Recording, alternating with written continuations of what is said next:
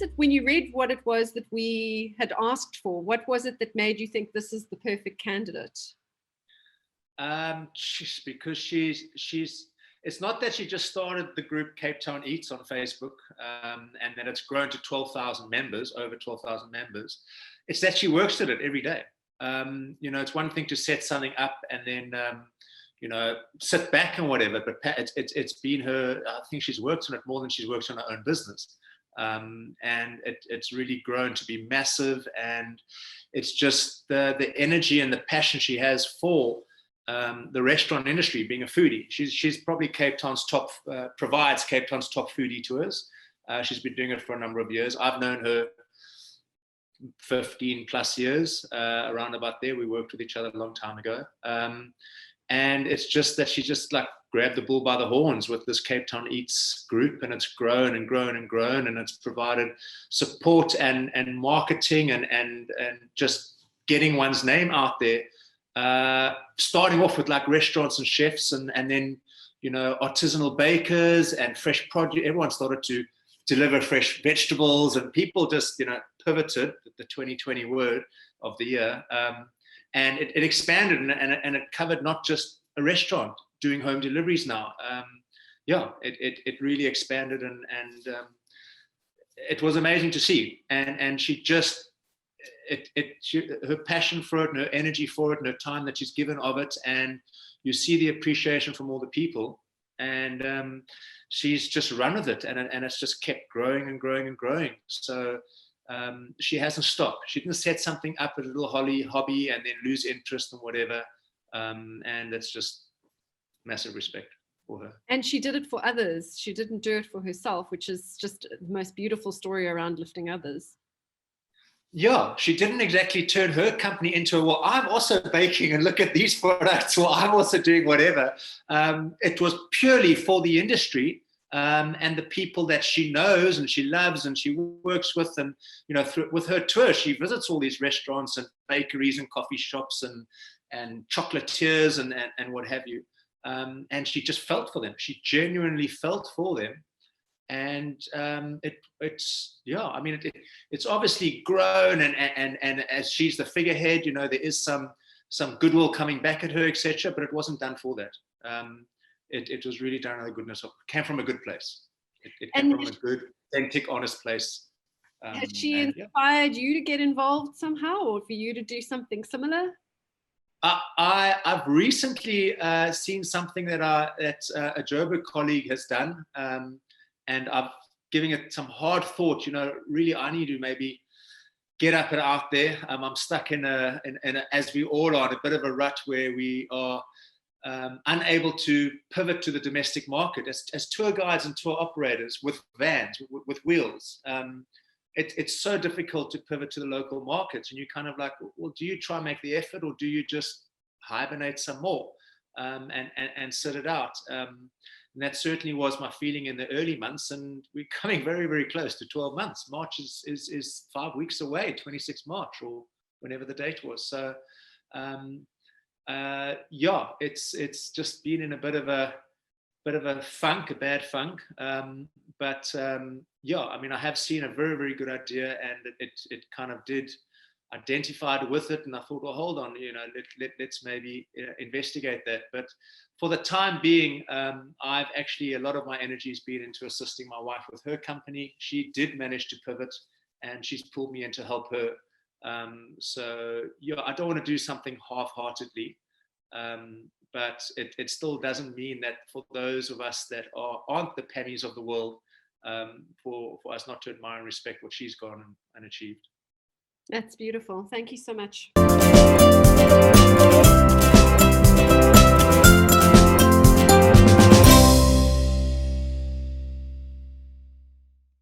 Oh, Pamela, you're making me hungry.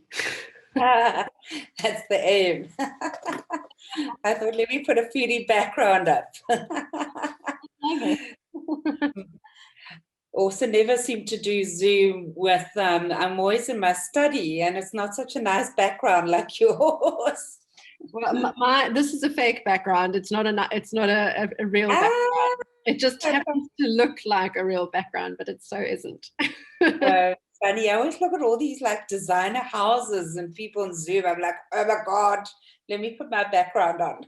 No. I live in the sticks. I live near Malmesbury, so pretty much Oh, the wow. only thing that I've got is like dust to the left, to the right of me, and then a blank wall behind me. So this gets more interesting. Absolutely. How are you today? I'm good. How are you? Good. Do You've you got a have lot of any time, idea girl. is that what we're doing, or was it kind of like completely out of the blue? Huh? What is this? Completely out of the blue. Okay, let me give you a bit of a. I've seen you on a Zoom somewhere along the line. I don't know. A lot of people have. Okay, so let me tell you a little bit about what we've done and what we're doing. So last year in June, we came together as a group of PR and marketing agencies on behalf of the tourism industry. There were 9 agencies that said, look, our tourism industry needs us. So we came together under the banner of South Africa's Travel Ready, and we worked as a collective of agencies to lobby on behalf of the tourism industry pro bono for the borders to get reopened. And we fought and we fought and we fought, and we did loads of media lobbying.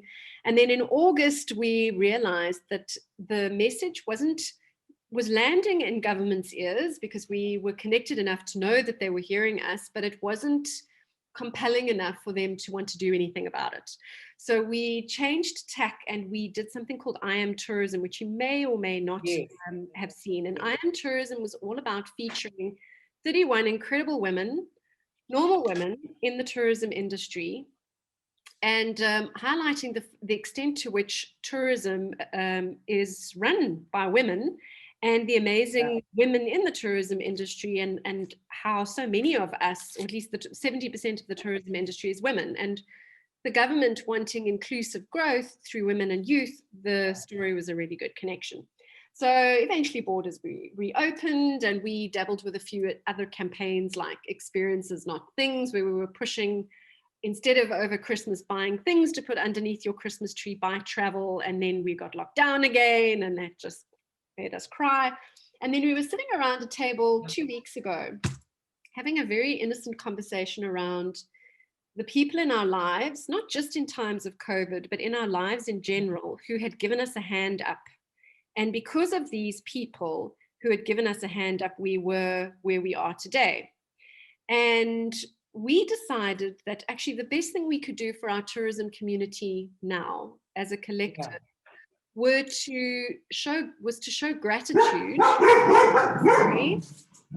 Was to show gratitude to the people in tourism who, and I hate to say selfless, or it's not about that. It's not about all sitting around in a circle singing Kumbaya. What we're trying to do by this is highlight the people who have stood forward and are making a difference, even if they're unassuming people, so that other people can realize that that's something in their control as well, so that they can approach the hell of 2021 from an empowered perspective, from a, yes, it's a shit show, but look what this person has done despite.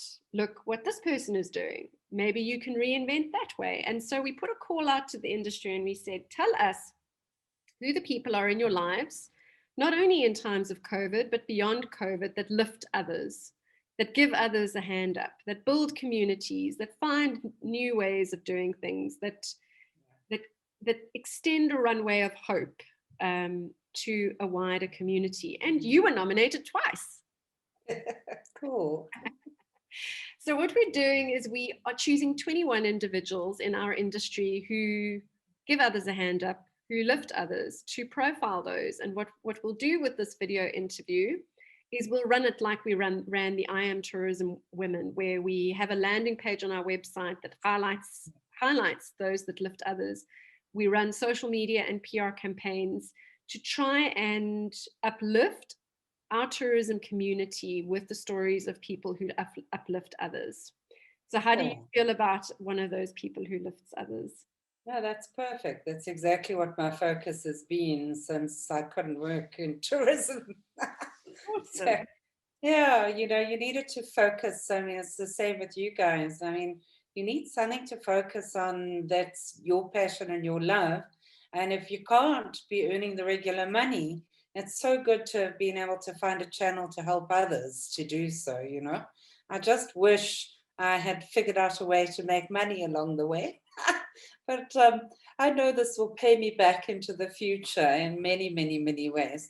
It already has paid me back in terms of when I do my food tours at the moment, which is very few and far between. I get hugs and kisses from one end of town to the other. So it's paid off in goodwill, you know. And hopefully you're going to make one on yourself as well, because also equally inspirational in terms of fighting for us, Natalie. So I think someone must interview you and put you up at the same time. No, seriously, because that's what you've been focusing on. And it's all the different voices add up to help, you know, the situation. I just find it on the tourism thing, I find it diabolical that the government hasn't really looked at the economic impact of tourism in terms of the country. It seems to be shafted sideways, and we've been left with that twat of a minister of tourism. I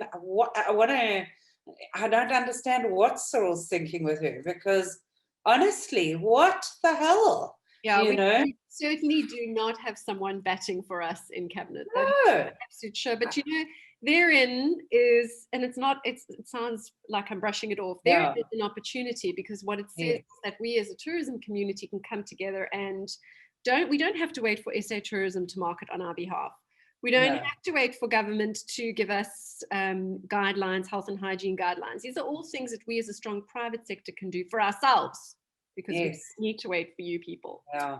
So what I want to do is just do a Q&A with you, an interview. I'll recording. I'm recording it now, and we'll edit it, and I'll actually send it to you. We'll edit it. Don't worry. We'll edit it. Yeah. Send it to you.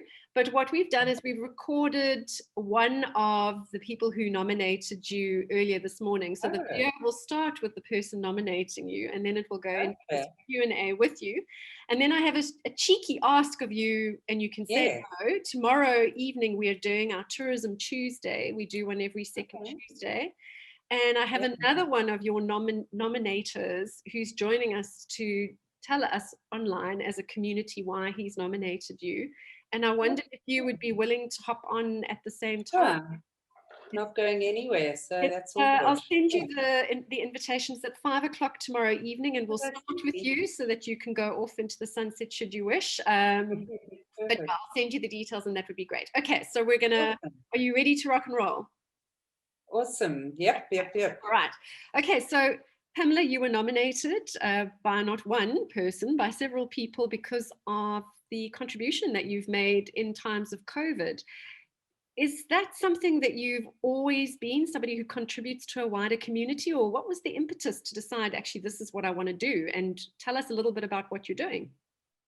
Okay, so basically just introduce myself. I'm Pam of Cape Fusion Tours. Over the years from 2003, I built, I was the first to do food tours in the city. And so food tours overlap with the tourism in terms of having one foot in the tourism world and one foot in the food world. And basically, wanting to always champion those and my discoveries in the Cape. And I'd always done it in terms of my Cape Fusion tours and my online media, but I didn't have such a huge audience at the time. Anyway, we found ourselves in lockdown, unable to work. So started the normal way of thinking, how can I help people? So I was making sandwiches. So along the way, I started realizing that all the chefs and all the guys that work in the cafes and everything else had all shut down and were starting to look at sidekick businesses. And very few of them had any expertise on marketing. They also didn't know how to shout about themselves. So the first thing I thought about was start a website. So I started capetowneats.com and sat, because I'm not very technical, and sat for weeks trying to figure out how to do this template WordPress site, and to put it out to them to say, listen, mate, people need to know who you are. You can do a whole page here. You can introduce yourself, tell them your background, tell them your sidekick business, and here would be an entire platform for you. But that turned out to be a little bit of a hard sell. Quite a few of them still not very good at talking about themselves and selling themselves. And at the time, I started seeing people starting up groups and started realizing the power of a Facebook group.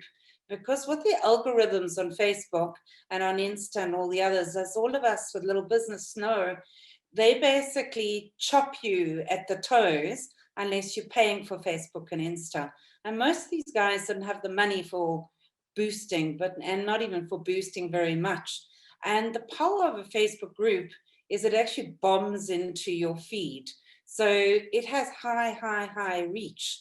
And so I decided to start the Cape Town Eats group on Facebook and started pimping it all over the place, because that's how they say you grow your group by bombing it onto other people's groups, saying, well, this group's not working for you, join mine, and share everything that you're finding all over the place.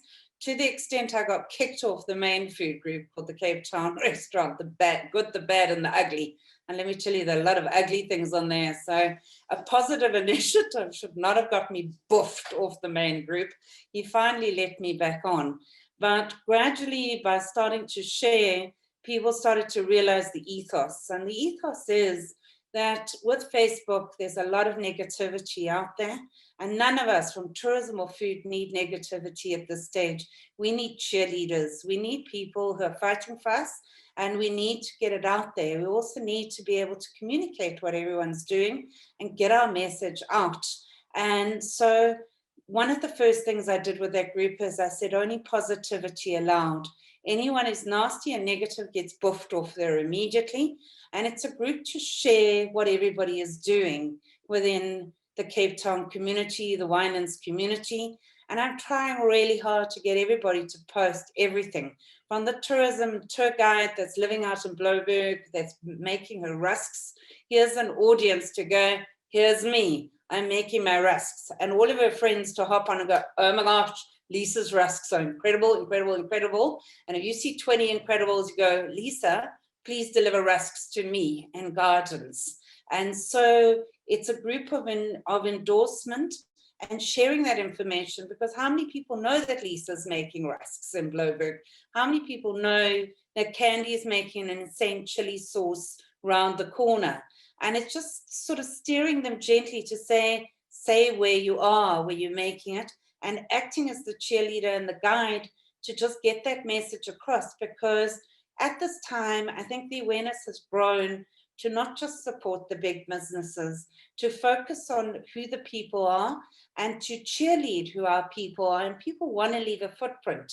So it's become the most amazing little group, because everybody wants to buy local and they want to buy amazing product, and we're tired of the stuff we're finding at a Pick and Pay or Woolworths. And it was the most amazing opportunity, because who doesn't want to buy from one of Cape Town's top chefs who'll turn up himself at your front door with the most incredible meals? I mean, one of the examples is a guy called Dion Ventergrass. He's a top chef. He's making tacos and selling them on Taco Tuesday from Mountain Man around the corner from us in Gardens. And if you guys didn't know about that, you'll need to go. So here's a win-win between tourism products and food products happening all over the place. And because of my background in tourism, a lot of the tour guides hopped on and told each other. And so we're having a synergy of ways to keep people's businesses up and running. Also, with so many restaurant closures, changes, people don't really remember. I mean, it's been a year since some people went to a restaurant. All it takes is for their favorite steakhouse to go, yoo-hoo, we're here and we've got a special. And for the 13,000 people in my group to go, ooh, remember going to the Chapman's Peak Hotel for calamari and beer? Why don't we do that next week? So it's the little reminders that are proving to be so strong at the end of the day. And it's just, giving people ideas and inspiration, because it's quite hard. You sit at home and you don't know if this restaurant's still open. You kind of, out of touch with it. And so it's impacted on a lot of small businesses. It's impacting on the restaurants. And all of it is an integral part of our industry at the end of the day. And so it marries really well. The more of the restaurants we can keep open, the more we'll have something for people to return to when they come and they travel to South Africa. And food being my world, I don't want any of these guys to close. So in any which way we can support, we're trying the absolute best we can. And so, yep, any of you are on it, who want the information and to follow what's going on in Cape Town, please join, because sooner than we know it, people will be vaccinated and they'll be popping back to South Africa, and you're going to be sitting there twiddling your thumbs when they ask you food questions. So if you're following our group, you'll be up on what's going down in Cape Town and the Winelands. So it sounds a little bit like this has become more than a side hustle for you. I think you are now going to have to pursue this full time, since you're so good at building this community. Is it taking a lot of your energy? It's taking a huge amount of my energy. The issue is of course, one doesn't earn any money on it. So at this stage, it is a passion. They, as the food industry, are just as distressed as we have been in tourism. And so you can't turn things into monetization very easily. So both the Cape Town Eats website, which has pretty much started to evolve, there were always restaurant websites, but there was nothing that geolocated all the little guys. So now we've got Katie from Hout Bay, who makes the most amazing cupcakes. They look like proteas and roses. And Katie has been booming with business, because your guest house isn't, with her cupcake business. So basically, it's a gift. You know, both the website in the future, when people aren't distressed, can monetize. But there's no way to monetize at the moment. And the group is also, it's a gift, and it's trying to create a community, and it really has pulled everybody together in the industry. And it's pretty much got most of the chefs on, a lot of the restaurants on, and it's a very powerful little community. But yes, it does. It takes an incredible amount of time for both the group and the website. But while I've got a lot of time on my hands, why not? We might as well leave our footprint of growing and being the cheerleader. I think of myself as the cheerleader of the food industry, but as one of the top Cape Town food photographers who also works in PR, she calls me the food fairy. Oh, I love that, the food fairy. Yeah. Toss up, should I call you the fairy or the cheerleader? What is your background? Were you always in tourism? Did you start in food? Tell us a little bit about you. Interesting question. So basically, I was very planning to go business world. I did a business science marketing. Marketing is my strength. And I was advertising industry for a very long time. And that's why when I look at what people are doing, it's very hard for me to not be terribly critical and go, dude, what are you doing? You need to put what your proposition is. You need to tell people who you are. People are all about connecting with people and making it real now.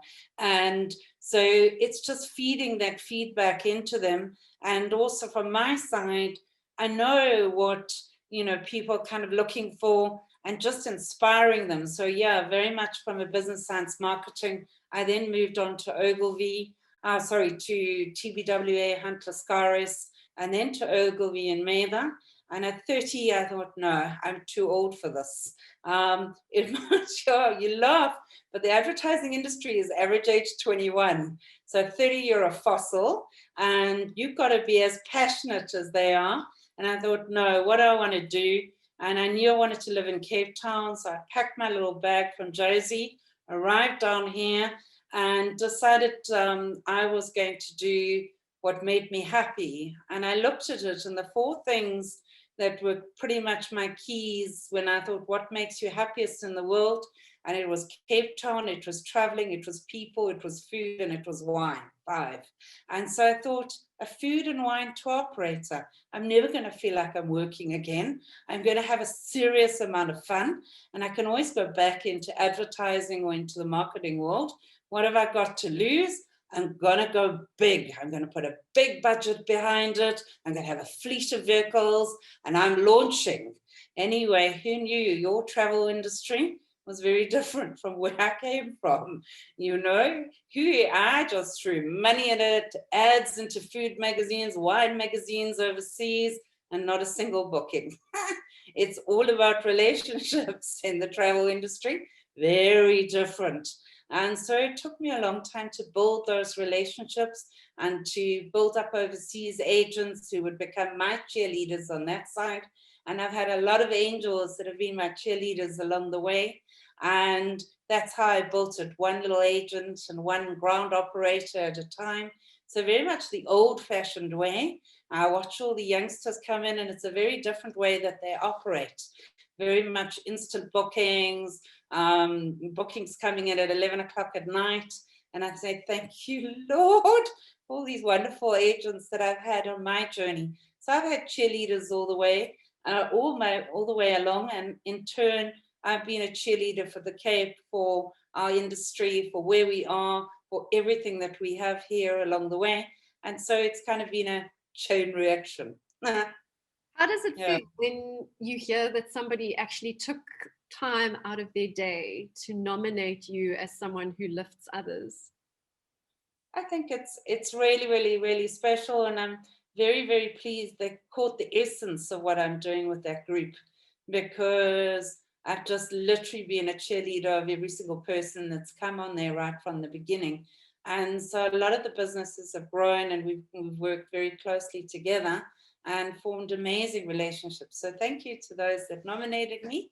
I'm so pleased you caught and felt my endless cheerleading for everyone else that's out there. What's next, Pamela? What have you got up your sleeve or in your apron pocket? At the moment, just before the second surge, I started getting some food tours off the ground. Very, very slow on the bookings, but nonetheless, reinventing for this period, both my food tour of the city. I also, because of all of my interaction on the group, I started meeting some of the artisans out on the peninsula, and it's amazing, you know. We as tour guides go whizzing around the whole peninsula trying to fit in the tick list of activities that we never paused and caught our breath to realize what passionate artisans are sitting out there. And so I launched a Taste the Peninsula food tour. Absolutely loving it. I'm not going to Cape Point. I'm not going to Penguins. I'm eating sourdough almond croissants, doing gin tastings, stopping and meeting wacky brewers from Botswana who set up in Long Beach, where you can go and fill your 2-liter beer for 100 Rand and take it home with you. There are larger than life characters and cheesemakers and everybody else sitting on the peninsula, which just makes it really, really fun. So that was supposed to be a lockdown tour, but for sure that one is going to go into the future. And so you literally see a crossover from the peeps that I met through my initiatives, crossing over and forming new tours. The Taste of Cape Town, which is the lockdown food tour I'm running at the moment, has been quite a departure from my last food tour. So the main food tour covers a lot of the local food. However, this one tells the story of who rose up and what changes they made to save their businesses, and how amazing some of the places that have opened over this time, or how they completely changed themselves. The one is a wine bar that turned itself into a kick-ass little spot where you can go get artisan breads. They've got great Rosetta coffee. You can shop for meals. They're supporting all the other little startups with the pizzas that they've got there. You've got takeout meals from La Cucina. So there's been a really coming together and a supporting of artisans and a lot of new openings. I just think people got balls. They really have balls opening businesses over this time. And it's just been amazing to see how people have innovated and changed and what's popped up. And so because of the group as well and of researching and popping out of my hood, we walked a lot during lockdown. So we kept walking and walking and walking, and we would see how things were changing and innovating. And I live in gardens, so this is very much my hood. I'm walking it all the time. And so, yeah, there've been, changes of springing up on that as well. And so it's just amazing to see the figures coming down, because the first couple of little local bookings are coming in. And you would think it would be bookings from Josie people, but oh no, it's Cape Town people, Cape Town actual locals that are coming on these tours. And it's incredible that 99% have not discovered not one of the places that I take them to during the day, which just makes it really, really fun to just open people's eyes and see what's down an alley, what the changes are, and just to get out there and talk to people again and taste delicious food. It's the little things now that really make us happy. A delicious, tasty, beautiful pastry while we're out walking on Lion's Head area is just, there's nothing better. And we have you to cheerlead for us. Thank you so much, Pamela, for lifting up an incredible story. I love it. Thank you for having me on here.